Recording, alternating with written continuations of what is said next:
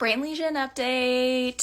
So a little over a week ago, I had a MRI without contrast where they saw brain lesions that looked like demyelination or potentially MS lesions. And when I heard back about this, of course, I started panicking, started researching MS. I figured out I have a lot of MS symptoms, like the numbness, all of it, including even like the lightning bolt down my spine when I do this with my head that goes all the way to my feet, muscle spasms, just everything. And I told some symptoms to my neurologist, but she just told me that they were a type of migraine. It's called silent migraines. But then obviously when this lesion showed up, they wanted me to get an MRI with contrast. So I ended up getting one on Saturday, and I just heard back from my neurologist today, and she said the area the neurologist saw a small lesion in the white matter did not pick up contrast, so it's not an active lesion and less likely anything like cancer. It could be something like an MS lesion, but it's very non-specific right now. Since that is the only abnormality, they recommend a repeat with contrast in 4 months, so I ordered that. I would recommend scheduling that now, 4 months out. Please let me know if you have any questions. Obviously, I'm going to schedule that MRI with contrast 4 months out. But I'm also feeling like frustrated because I know I'm having symptoms of multiple sclerosis. And I know that there are other conditions. I don't remember the names of them, but basically it's where like you don't have active lesions showing up yet, but you do have symptoms of MS. There's also one where like you do have an active lesion, but it's just like one rather than multiple, and you don't necessarily have symptoms yet. I forget the name of both though. But I think obviously, like I probably would be classified as one of those things.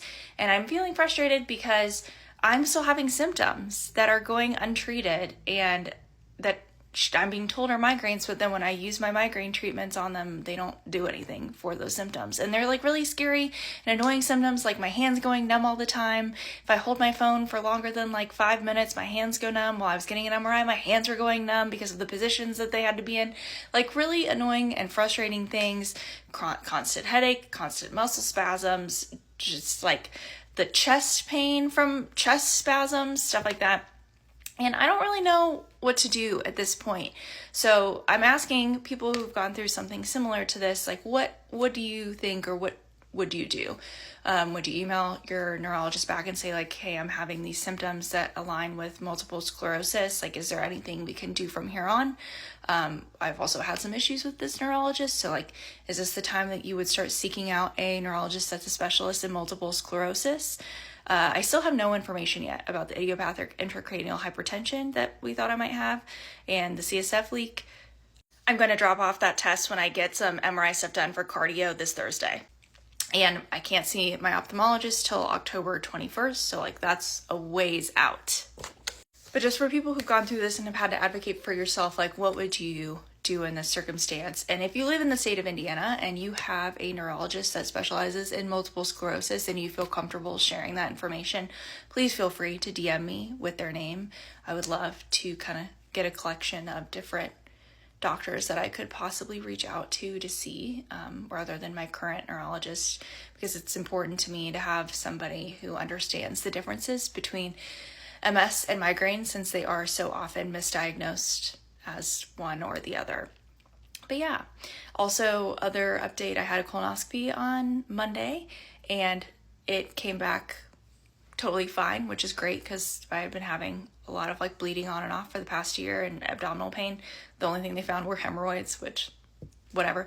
If you want me to do a video on what that process was like and what prep was like, because ooh child, I was not prepared. Like I was very scared and I knew it was going to be bad, but I still had no idea really what it was going to be like. I would be happy to do that. I thought about filming one as I was doing the prep, but it was quite the experience and I honestly did not have the energy to try to film and edit and all that. But yeah, just let me know.